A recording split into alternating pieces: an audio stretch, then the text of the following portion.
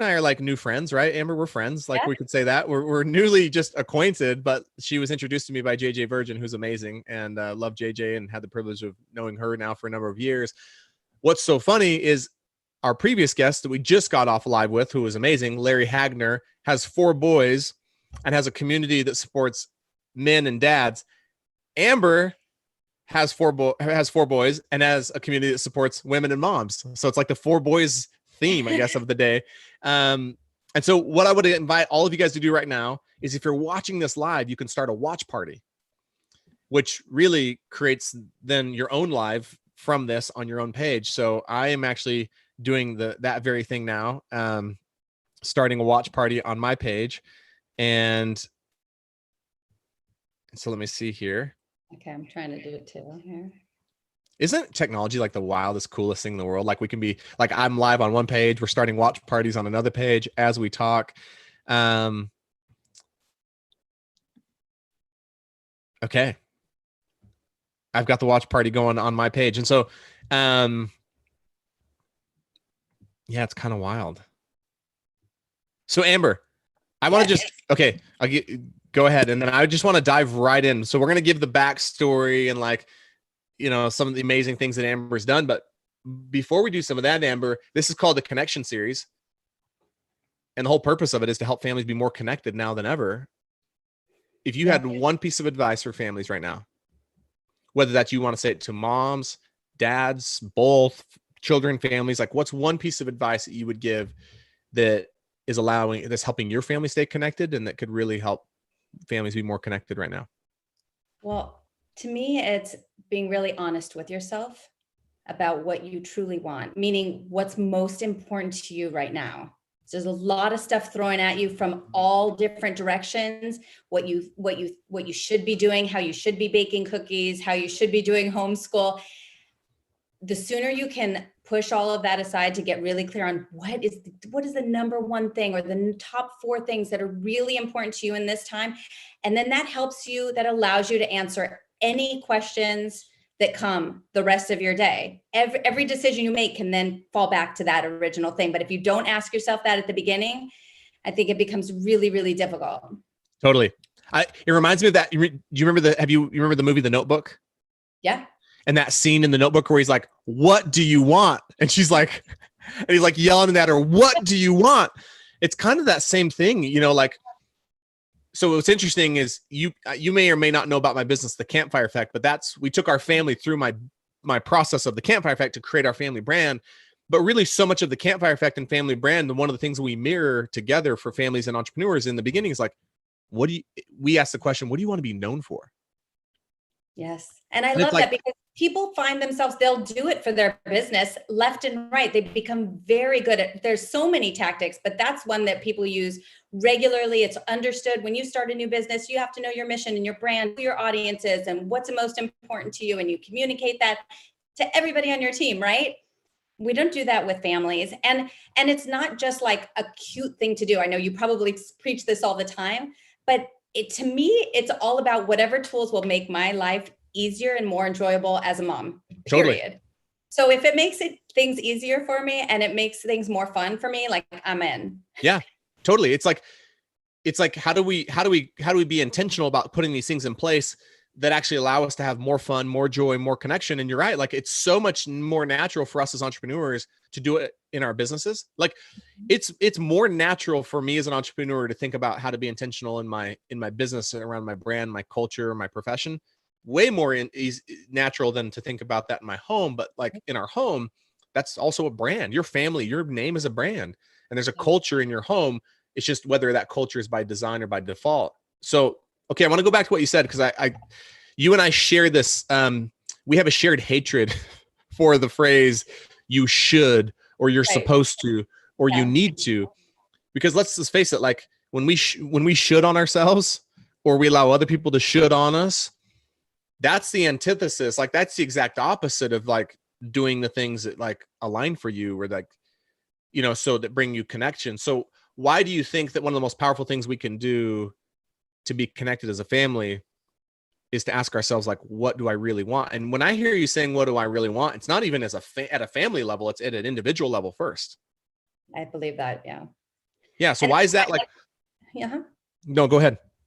So yeah, I always talk about in my book, I call it the I shoulds.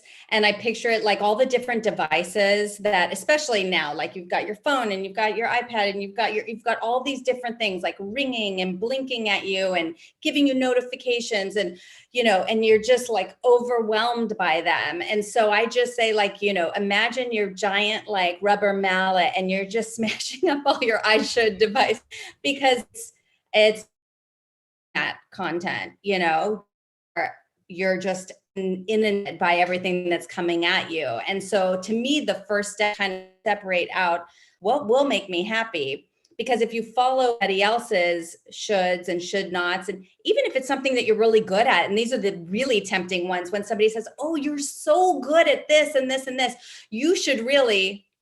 And it's Totally. tempting because if you are good at it, then it's really tempting to be swayed by that and complimented like, oh, people like when I do this, so I should do more of it. Should, there it is again, right? It just slips in all the time. So, really sitting back and taking a moment, and sometimes it doesn't even take long, but really getting very clear with yourself about what's important, because everybody has a different lifestyle, different values, different priorities, different family dynamics, different family personalities, and you're different than you were a couple years ago, and you're going to be different in a couple years from now, right? And so checking in, I just did an exercise for myself on Mother's Day that I always tell my clients to do. And when I did it a few months ago, it was like all 8s, 9s, and 10s, and I was like, oh, killing it! I'm doing everything on my list that I'm spending my time and energy on is like, knocking it out of the ballpark. And I did my list just a few months later. It was very different. I had to make some adjustments. So so for first of all, for those of you who are just joining us, I see some of you just joined us live, like welcome here on the Connection Series with Amber Trueblood. Like, trust me, you're going to want to start a watch party. You're going to want to take notes because just in the introduction, one simple question I asked Amber, the wisdom that she's sharing around like how easy it is for us in a family to like take on all these like the I shoulds. But what if we could just like they're like little devices and we could take a rubber mallet and just smash all the I shoulds. And instead of doing the I shoulds, we do like, well, what do I want to do? Like what's important to me? So if you're watching this, like start a watch party. And also if you have some people in your life or in your world that could benefit from this, tag them in the post. So Amber is, an amazing thought leader, author, entrepreneur, hosts retreats. She has a book called Stretch Marks. She has a podcast called Stretch Marks. And I would say, like, Amber, you're really passionate about helping, in particular, women and moms, like find like purpose and clarity and peace in just really simple, implementable, but like, transformational, like parenting tips around like how to be more effective in that, but also like focus on themselves, right? Right. Why did I you? always start I was going to say, No, I go. always start every topic, whether I'm talking about homeschooling or relationships or kind of self-care and how it's not a luxury. I always say you got to start with two things, and being really kind to yourself, because it's not going to serve anybody in your family. You're not going to be able to grow or help anybody else if you're so centered on what you're doing wrong, what you could be doing better, what you should be doing, what somebody else is doing differently. If all of the focus is negative and on yourself, frankly, I mean, it's not fun to be in that space. But also, if you really want to grow and learn and you want to be a good role model for your family, then that's not helping anybody. It's not serving your family. So getting out of that kind of narcissistic negativity, and I call it narcissistic because most people who are really judgmental about themselves don't consider themselves narcissistic. That's somebody who normally is like grandiose and thinks grand, amazing things about themselves. But I would argue it's almost just as self-centered because it's very self-oriented, right? Yeah. So you think, oh, I feel bad. I'm working so much and I'm really not connecting with my kids. I'm doing this, I'm doing that. Still very self-focused. So if you take that same amount of energy and you say, okay, well, instead of beating myself up for what I did wrong in my eyes in the last 24 hours, what can I do differently right this second? I can get up and go read him a book right now. Right. What I love about that is like, we've talked about this a few times with a few different guests on this series, is like really probably one of the most powerful things that we can do for our family unit as a whole and one of the most powerful things that we can do for our children is going after what it is we want as parents. So true. Yeah. Like, man, because think about what that models and what that demonstrates to a kid. It's like, yeah, you can be who you want to be. You can go after the things that are important to you. And it's going to take work and struggle and effort and sacrifice. So let's just dive into that. Like, how does someone start to go after what it is they want? Like, how does someone start to get really clear on that? Well, the way I tap into it is, with the first step, which is being, kind to yourself, because a lot of parents, and especially a lot of moms, are in a mindset where they're serving other people all the time. And so if I kind of can use that psychologically against them and say, helping yourself and getting really clear on what will make you happy and fulfilled in your life is serving those around you through modeling, like you're saying, then you owe it to them. You owe it to them to be kind to yourself and be honest with yourself. And kindness is the second one. Kindness is the first one. The second one is honesty. And what I mean by that is, that's where you're separating what is truly important to you and what is not important to you, and being okay with that. Because some of the tools, and this is why I like to give a boatload of tools to people, because what works for you is not going to work for your sister-in-law, and that's not going to work for your neighbor or your cousin or your friend or your mom. So when I like to give a bunch of different, really practical, useful tools, but your job is to be honest with yourself about which ones are really going to work. So when you start to smile and nod your head, or your ears start to something clicks and you think, oh yeah, I totally used to do that to deal with anxiety. Right. I don't do that anymore. Or, well, yes, I know deadlines, creating deadlines for myself totally works. I work way better under deadlines. There's all these little tools. And so your job is identifying which ones are going to work for you so that you implement the ones that are most likely to succeed. Because my job is to set you up to most easily use the tools that are going to give you the biggest bang for your buck, Okay. So if I hear this right, so the first, if someone's going to start to get clear on what matters most to them, right, and what it is they want most in their life, first they got to be kind to themselves, which that's just that just loving yourself, right, and granting yourself space. One of the things that I want to come back to this. I don't want to get us off on a rabbit trail, which I'm good at doing. The second thing is being honest with yourself. And are you really talking about is that where you start talking about alignment? You got to find out what aligns with you and what doesn't align with you, and that's okay. Totally. For years, and I say this because I wasn't doing this myself. I was all in my head and analyzing pros and cons and lists and percentages, but I wasn't listening to any gut. I wasn't listening to any intuition. I wasn't connected or aligned at all. I was doing what on paper made the most sense practically, period. And I had a genius life coach say to me, first she said exactly what you said about the movie from The Notebook, what do you want? And I thought, I haven't asked myself that question in years, really deeply is what she meant. And and I kind of swallowed and I said, peace. I wanted peace in my life. And with 4 small boys under the age of 7 at the time, that would come as no surprise to most people. To me, it was oh, I want peace? Really? That's what I want? I thought it was something different. And so that was a revelation. And then the second thing she asked was, when was the last time you made a decision from your heart? And this is how, I'm going to be honest with you. This is how it was at the time. I said, would you mean a completely irrational decision? And she laughed. She said, ouch. And then I took a second and I said, when I decided that I wanted to have a 3rd child and a 4th child, to me, there was no on paper, rational, logical, financial, reason to that. And was I happy with those decisions?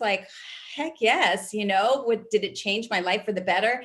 So that gave me an example oh, this is when I've followed my heart, and it's been a really good example for me. So that's the being honest with yourself, is really asking and then listening to the answer. That's an important part of it. So if you guys are just watching and you're just tuning in, here with Amber Trueblood, incredible so far, are already just amazing.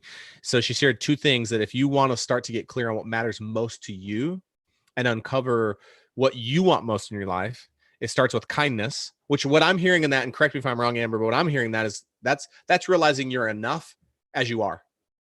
Like you're like, so one of the things that in the campfire effect, I never knew, I had no way of anticipating this. I didn't know that over the course of the years in the campfire effect, like 90% of my clients would be women. That's just, we have attracted female entrepreneurs. Like that's just who we, and that's not all we attract, but we attract a lot of female entrepreneurs. And what I've realized that all of us, I think, have a propensity to do this as human beings, but especially women. And I wrote a post about this on Mother's Day. You'll have to go read it and tell me what you think about this. Is Oh, I will. What I've noticed in my clients, because a lot of my clients who are women, they're also moms and they're wives, and they're gifted in so many areas.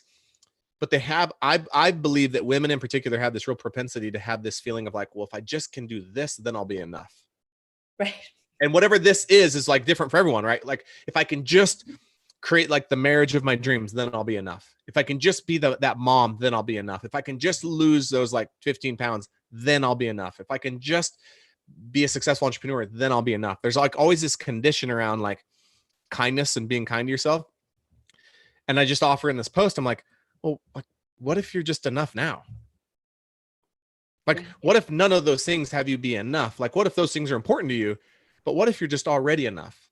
Like before you lose the 15 pounds. Yeah, like, and I also said in that post, like, hey, and by the way, most of the things you say to yourself about yourself that aren't kind aren't true. So like, are you saying like in the kindness piece, like just being kind to yourself, is that like just this matter?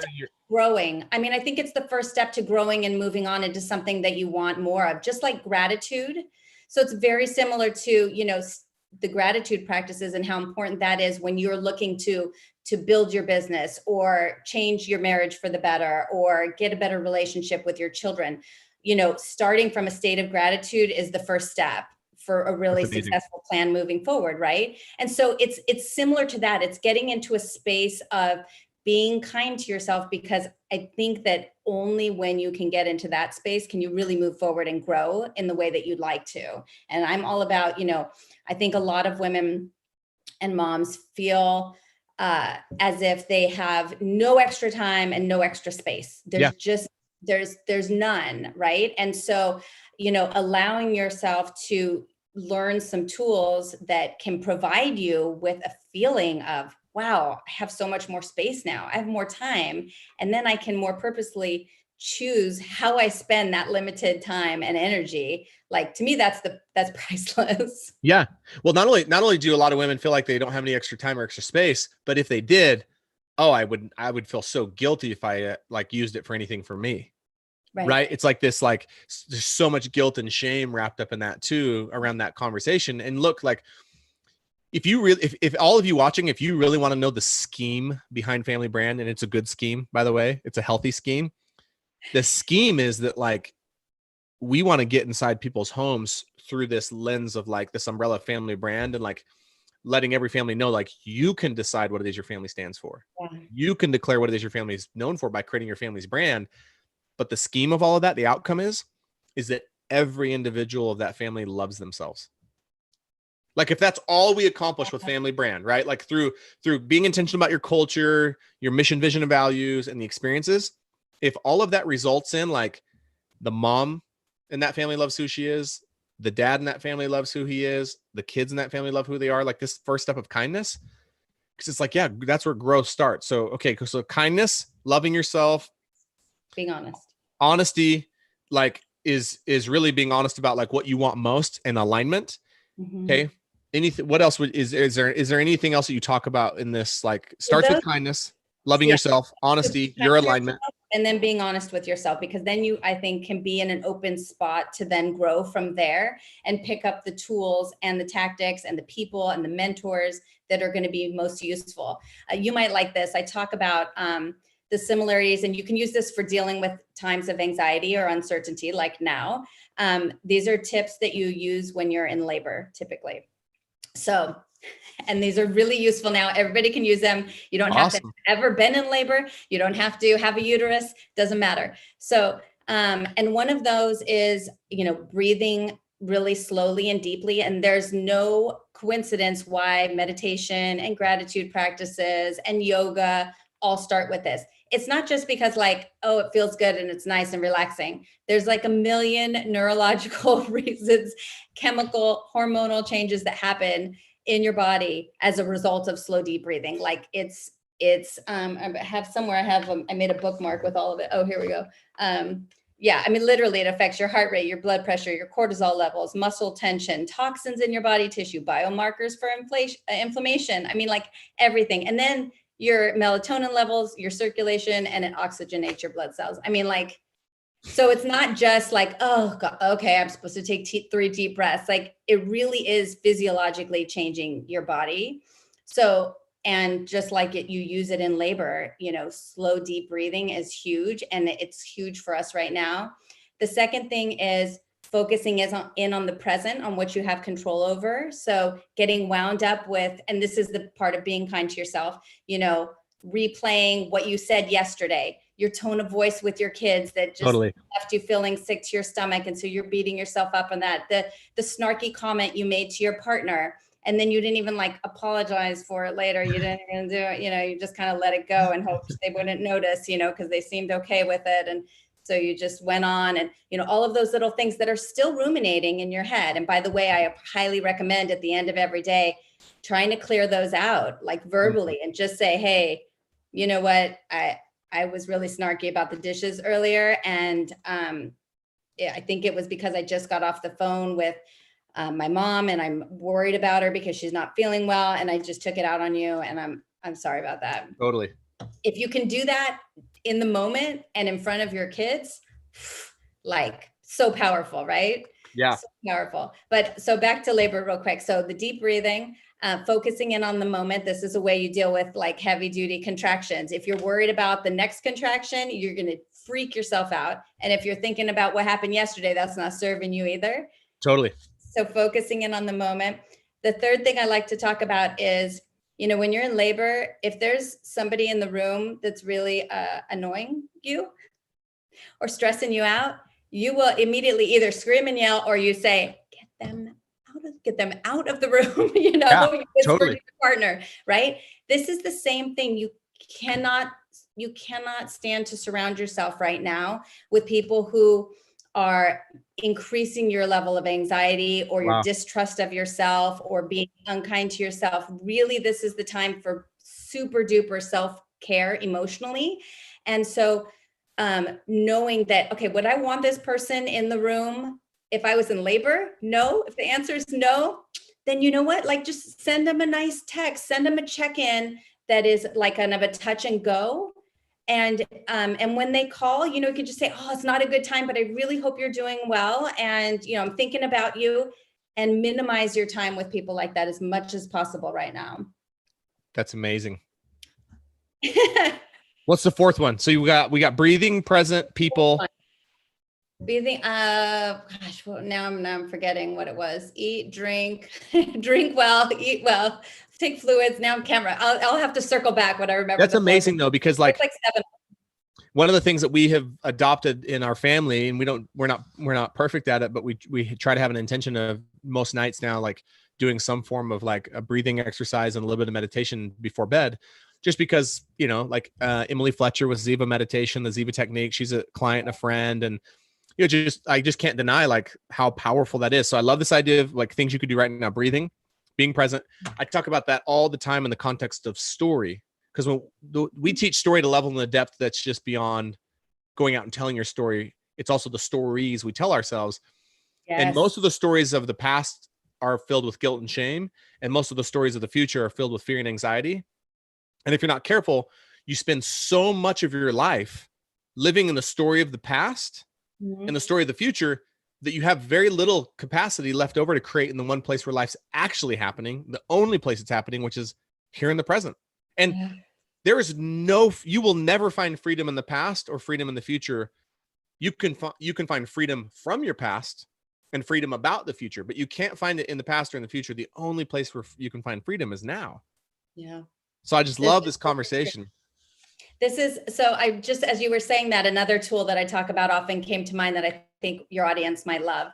And this is like, in addition to doing a nighttime breathing or something like that, or if you do it at dinner time, you know, a lot of people talk about, you know, gratitude or sharing, you know, a gratitude practice with your family. And so we used to do that and have like one big thing that you're grateful for and one small thing. One tip about that is I love to get really specific as possible, because it's very easy to say, oh, I'm so grateful everybody I love is healthy, and that we have this great dinner, and that we have access to, you know, clean, healthy water or whatever. But the more specific you can get, the more likely you are to really be able to pull up the emotional, the positive emotional value associated with that. So meaning, like, instead of saying, I'm so glad everybody's happy, everybody's healthy, you can say, you know, I'm so grateful that grandma, who was feeling ill last week, is feeling well. She's not coughing anymore. She's able to sleep through the night. And like, she's got a hold of these great vitamins that she's taking now. And she's able to get outside and get some sunlight. I mean, you can really feel the difference when you go into those details. So teaching your kids through modeling, really to be as specific as you can about your gratitude practice. And then we added two things to this. We added what I call circle compliments. So this is great when you have, and the parents are involved too, but I find that I really see a difference in the kind of the emotional tone of the whole family, especially within siblings, when each person gives a compliment to the family member to their left. And so, or to their right, doesn't matter. And it's something that you admire or appreciate about that person. And I'll tell you, when a sibling hears a compliment from another sibling, it bolsters them in a way that parental compliments can't. Yeah. It really, really, I've seen a huge difference. So especially if I have two, you know, there's times we go through periods where like these two are kind of at each other's heads, and then they kind of grow through that, and then these two over here, and so I find that this helps a lot. And then the third component we added this year is what I'm working on. And this is not like, oh, the project I'm working on or this essay I'm working on. This is like, what character trait am I working to improve? And I realized it was, you know, a lot of these kids grow up thinking that you have it all, you have all the answers and you're all fixed and perfect, you know, that you're not still actively working on something. And so I'll say, okay, yeah, well, I'm working on being in the present moment and enjoying the moment that I'm in. And I'll say, because, you know, I've kind of trained my brain to be thinking ahead and planning, you know, groceries and planning dentist appointments and planning school for the fall and figuring out what my finances are. And so I explain to them that my goal is to really be able to harness that and focus in on the present so that I can enjoy these moments that are so important to me and really be in them and pay attention. And so I share that with them, and then they go around and share what they're working on. And I'll tell you, like, you will be surprised what you hear. Because I thought with my younger ones, like, I might have to give them some suggestions, you know, but I didn't. And everybody chose something that I 100% would have said for them, you know, but That's they amazing. figured it out on their own. And so and then they realize, oh, this brother is working on that. Like, he knows that's annoying. Like, I thought he just didn't have a clue, but, you know, even hearing what somebody else is working on gives you more patience and compassion for them, because you realize, oh, okay, they realize it's annoying and they're trying to stop. Seriously, guys, if you're watching this and you haven't started the watch party yet, you're robbing everyone that you on Facebook of all the gold nuggets that Amber's given you guys. And tag some tag some moms, families in this. Okay, so we have a nightly routine around dinner that I want to comment on your gratitude practice. And by the way, the studies, there's an amazing study out of Stanford that shows the difference between kids who live in a home where that family eats 3 meals together each week versus children who live in a home where the family eats 6 to 7 meals. Oh, interesting. It is like the likelihood of children who eat 3 meals together or less a week, the increased percentages and likelihood of them doing drugs, drinking alcohol at an early age, teenage sex, like dramatic, like, so just that lesson alone of the power of eating meals together as a family and connecting. So we do at dinner best, worst, weirdest. So everyone goes around, best part of your day, worst part of your day, the weirdest part of your day. And it's funny, like, but I love the idea of including like, you know, either in that or just at our nightly, like when we pray together as a family or do breathing, a gratitude. But I agree with you, like the specifics, you know, because kids can be like, I'm grateful for my house. And they could say that every night, which is great. That's awesome. But like to be specific about it. And then I love the circle compliments left to right. We've done that not as regularly as I would like. So it's a good reminder to me. But I've also noticed the same thing with the compliments, the specificity.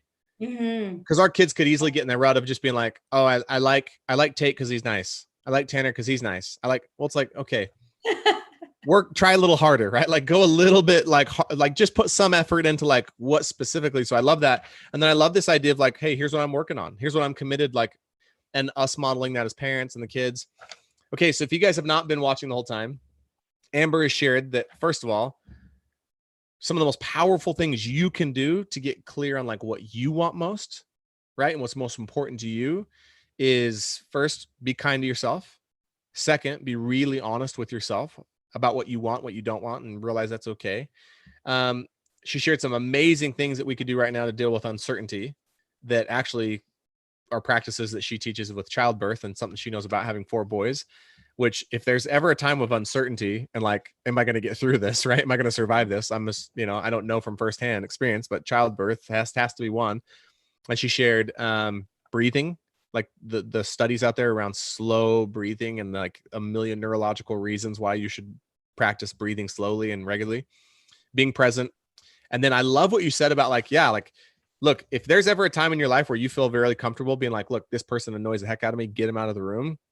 Like when a woman's in childbirth, like she usually doesn't even have to say it to someone else. She'll just say it to them, like, get out of here. Right. But it's like, like don't allow people that cause you stress, especially in a time like now, like to be in your world, like in surrounding, like don't be surrounded by them. A tiny bit more specific about that, because we also sometimes have people in our life that we don't realize are like this. So, and this is the way to uncover it, is if there's somebody that you really like when you're on the phone with them or when you're going for a walk with them, but afterwards you feel lower energy and you feel some negative energy. So it's almost like a little bit of a drug, like there's a little bit of a rebound effect or withdrawal afterwards. And you realize, oh, well, we spent the whole time just like, you know, gossiping or, you know, complaining, but it was funny. And so you're laughing. So it kind of feels good in the moment, but later it leaves you, it doesn't have a lasting positive effect. The long-term effect is in the negative. So if you notice that, if there's a theme with some people in your life like that, those are also people that you're going to want to minimize your time with right now, because it's not serving your nervous system. And right now, you need sleep, you need your immune system working well, you need your metabolism working well, because all of that is going to help you think more clearly and stay more calm and patient with the people you love, right? And, you know, that's one of my big goals in getting through this experience, is coming out really thriving as a family and feeling connected and feeling whole and not feeling like, oh, now we got to repair, you know? Totally. It's interesting. Like we're more connected in the sense of like being around each other more than ever, but maybe less connected from a standpoint of like, you know, our actual relationships. And for us, like one of the intentions we've had throughout all of this is like, we don't want to get to the other side of this and say like, man, I'm glad we got through that. I'm glad we survived. Right. But we get to the side of this, like, man, look at what we created together as a family. Like, look at how we showed up. Look at how we served. Look at how we led. Look at how we connected. And yeah, there's going to be challenges for sure. Okay, so if you guys are just watching this, I know we had just some people tune in live. Like, amazing how to get clear on what you want most. And so the last thing I want you to talk about here, Amber, because I just want to be conscious of your time, is like, but what do you do about this idea of guilt and shame that comes along with that? Like for any of us, especially moms and women, like when you start to allow yourself to think about what you really want most, much less even like say it out loud, or even like much less start to practice it and commit to it.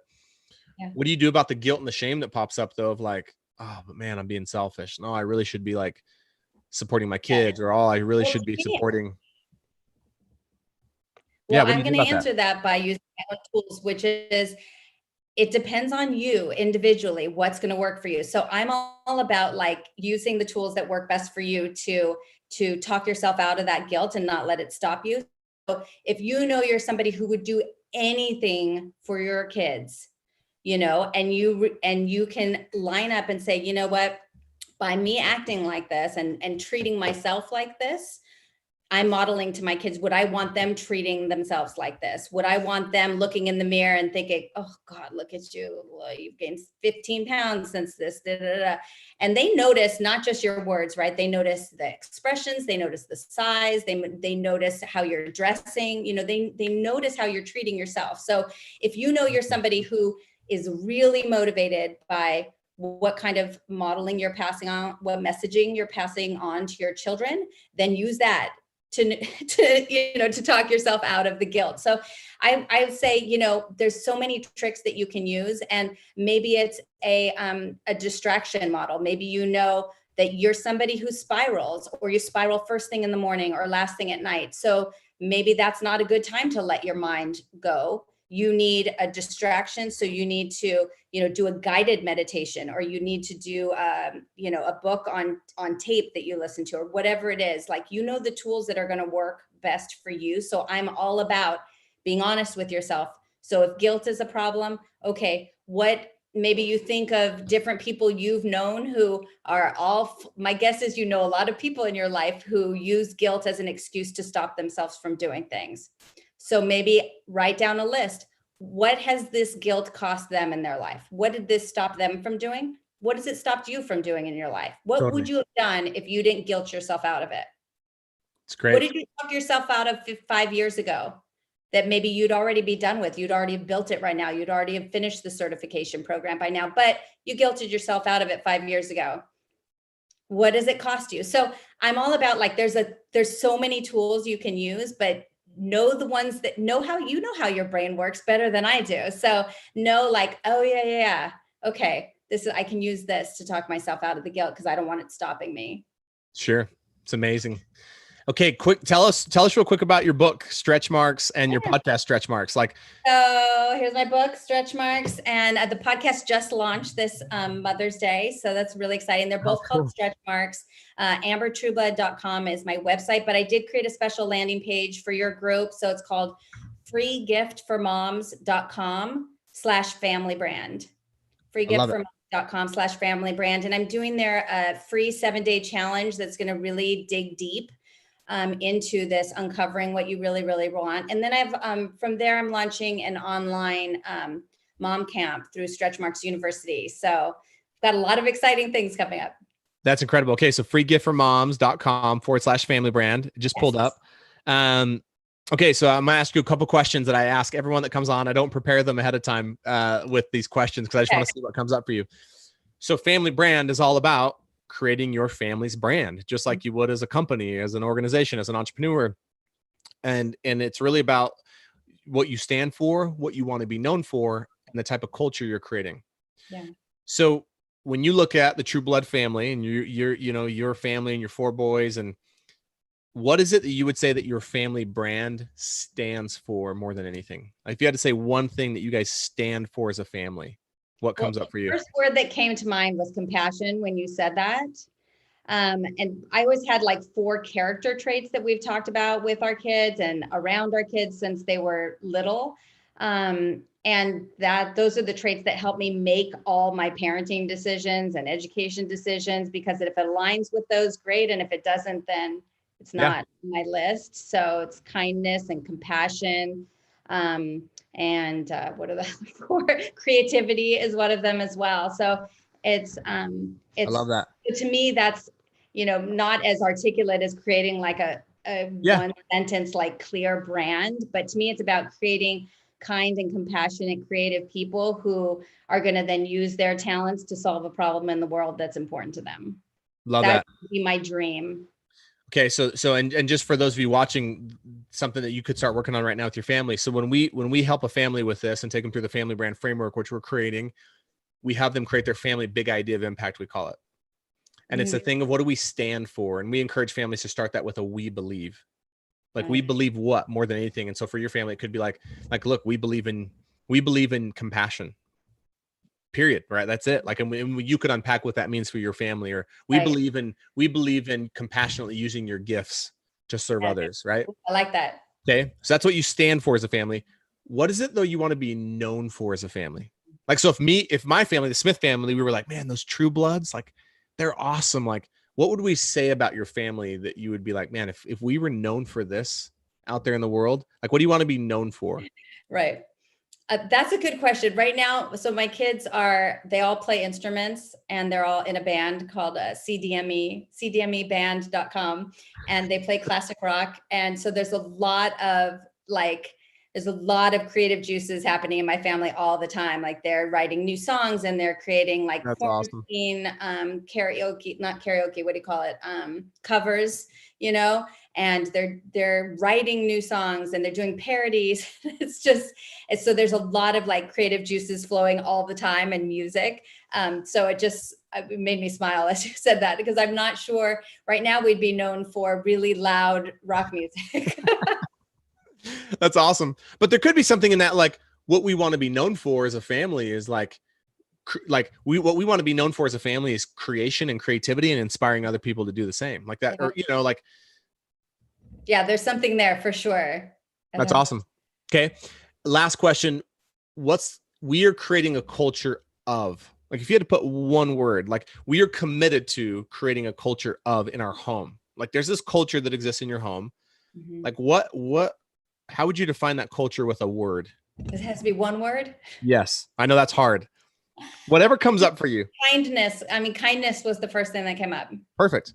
And again, one. like none of this is prescriptive, but like these are the types of things that we actually, not just to have it kind of implied or intuitive or demonstrated or led, but like that's what we're encouraging every family to do, Amber, is be like, no, like let's put language to that. Like we believe, right, in compassion.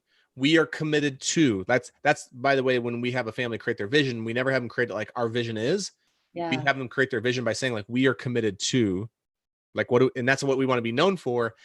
And then this idea of like we are creating a culture of, and it can be like ours is love, joy, and connection. I put you on the spot to come up with one word, but yours could be like compassion, kindness, and creativity. Like that's the culture. Yeah. Because it's like this language, language creates, right? Like whatever language we consistently, and then, we would love every family to create their 3 to 5 values, which kind of, you said we have these 4 behaviors.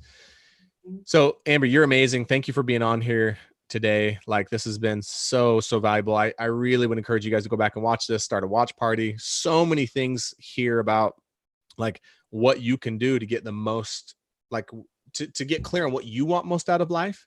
And I just think that's a big misnomer for a lot of parents and families, that we think that the key to having our family be really happy and successful is to pour all of the emphasis and the focus on what our kids want most out of life. But the greatest example I believe that we can set for our kids, one of the greatest things we can do for our kids, I firmly believe this, is to go after what we want most. Yeah. Not at the expense of our kids, not at the expense of our family, but to model and demonstrate to them, like, because most of us have been like, had these shoulds on us our entire lives, or put them on ourselves.